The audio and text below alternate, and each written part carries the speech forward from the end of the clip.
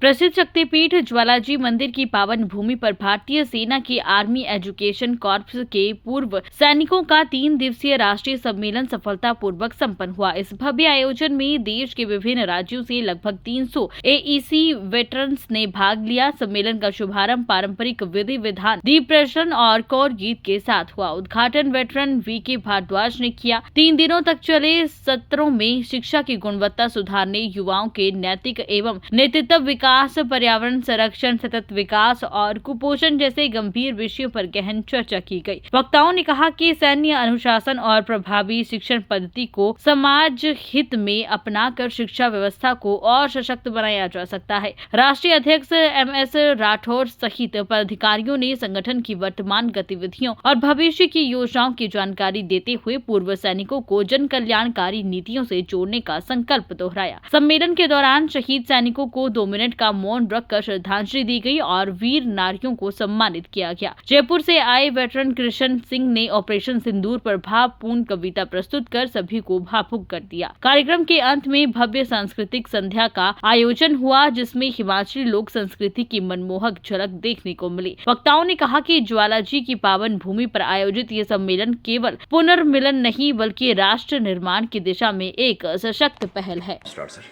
सेना शिक्षा को, जो कि सेना की एक बहुत ही महत्वपूर्ण इकाई है, के वेटरन्स का एक संगठन जिसका के नाम ऑल इंडिया मसाल वेटरन एसोसिएशन के नाम से हमने एक संगठन बनाया है।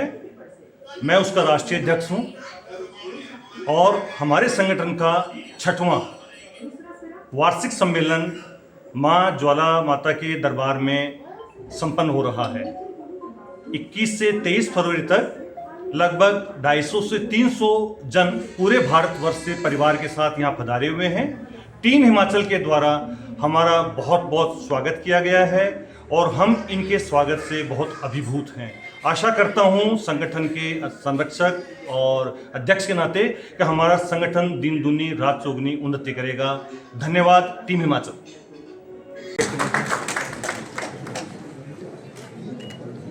Thank you. हम कर सकते हैं और करेंगे। इस इसकी प्रेरणा लेकर के, इस चीज़ का उद्देश्य लेकर के हमें चलना है कि हम समाज को आगे, और अपनी जो शिक्षा का कार्य है वो तो हम कर ही रहे हैं और कर रहे हैं। दूसरा चीज़ ये है कि मैं ये महसूस करता था कभी कभी कि हमारी एजुकेशन कोर जो है उसको जो है एक साइड में किया जा रहा है। तो जैसे एक डूबता हुआ सूरज की तरह मुझे नजर आया, लेकिन इस मंच पर आकर के, इस मंच को मैं देख करके, उत्साह देख करके ऐसा लगा है कि नहीं, हम दोबारा उठ के खड़े हुए हैं और हम इस समाज को आगे ले जा करके ले जाने के लिए हम सक्षम हैं, करेंगे, भागेंगे। कहने को तो बहुत कुछ है, लेकिन मैं ज़्यादा समय ना लेता। कर्नल सोफिया कुरैशी, जिन्होंने अपना राष्ट्र धर्म निभाकर अदम्य साहस, कुशल नेतृत्व, शौर्य, देश प्रेम और राष्ट्र प्रथम की भावना को पूरे विश्व में परचम ले रहा है, जो 22 मिनट में भारतीय सेना द्वारा ऑपरेशन सिंदूर चलाकर एक आणविक शक्ति पाकिस्तान को धूल चटाई। इसी में मेरी कविता है, अरे सुन लो पापी पाकिस्तानी, अरे सुन लो पापी पाकिस्तानी, हिंदुस्तानी तुम पर भारी है, अरे कितनी है औकात तुम्हारी, बंद की आवाज पानी है। अरे भारत माँ के आंचल में, भारत माँ के आंचल से अमरनाथ घूमने आए थे 26 पर्यटक, मैं नेवी अफसर विनय नरवाल गंवाए थे। अरे धर्म पूछकर बहनों का सिंदूर मिटाया था तुमने, उसी मिटे सिंदूर का ही भारत बनाया है हमने। चला ऑपरेशन सिंदूर, भारतीय सेना गोला दागे, मोदी की हुंकार 22 मिनट के जंग में पाक जनरल भागे। अरे पहलगाम का बदला लेकर पाक में सेना चढ़ती है, चुटकी भर सिंदूर की कीमत कितनी भारी पड़ती है। 100 जन मौतल जी न पाओगे, पीतल इतना भर देंगे, अब जी ना सुधरे पाकिस्तानी तो नाम दुनिया से मिटा देंगे।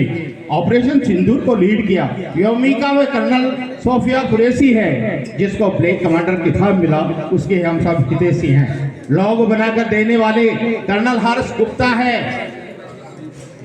लो डिजाइन दूसरा साथी हवलदार शिक्षा सुरेंद्र है। अरे कर सर्जिकल गोली पहले, अरे कर सर्जिकल गोली पहले पाक में घुसकर मारी थी, अब पहलगाम के आतंकियों की पारी थी। तत्पश्चात तत्पश्चात गोली पहले पाक में घुसकर मारने के बाद लीडवास के जंगल में ऑपरेशन महादेव चलाया। सभी पाक फुर्रों का हर हर महादेव बोलकर किया सफाया।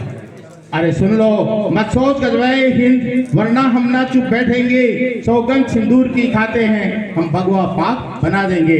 अरे सभी विदेह बलम साथी, अरे सभी विदेह बलम साथी, माँ ज्वाला को शीश झुकाने आए हैं। शहीदों के सम्मान में हम सब श्रद्धांजलि देने आए हैं। मेरे साथ बोलेंगे। आपने समय निकाल करके इस संगठन को एक पटल पे लाने का जो काम किया है, इसके लिए मैं आपका आभारी हूँ।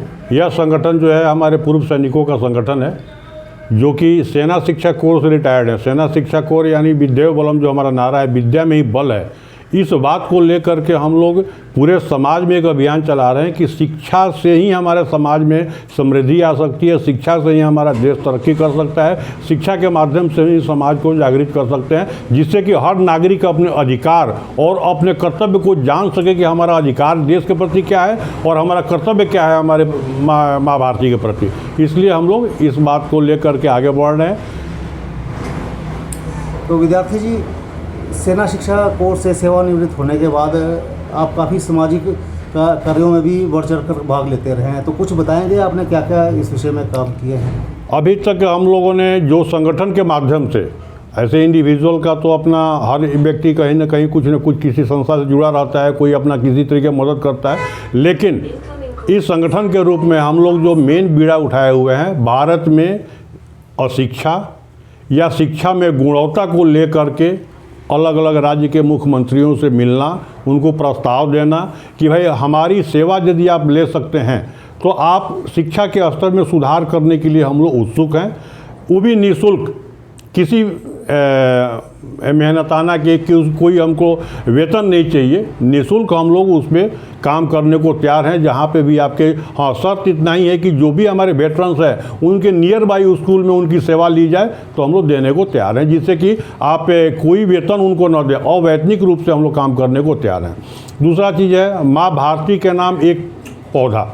इस अभियान के तहत हम लोग 2 बिंदुओं पे काम कर रहे हैं, एक तो पर्यावरण संरक्षण और दूसरा ग्रामीण अंचल के बच्चों के लिए कुपोषण से मुक्ति दिलाने हेतु, ताकि छोटे बच्चों को हम लोग फलदार पौधा दे करके उसके माध्यम से चाहते हैं कि भाई वो कुपोषण के शिकार न हो और पर्यावरण संरक्षित रहे। इसके उद्देश्य के लिए हम लोग काम कर रहे हैं। तो विद्यार्थी जी, समाज सेवा में मैंने सुना है आपने अपनी देह तक भी दान की है, तो क्या है उसके बारे में बताइए। कैसे आपके मन में विचार आया और इतना बड़ा कदम आपने उठाया जो कि प्रशंसा के काबिल है, तो थोड़ा सा। देखिए, देह दान विशेष है कोई ये नहीं है। देह दान का मतलब है कि आज ये शरीर नश्वर है, सबको ही मालूम है कि शरीर नश्वर है।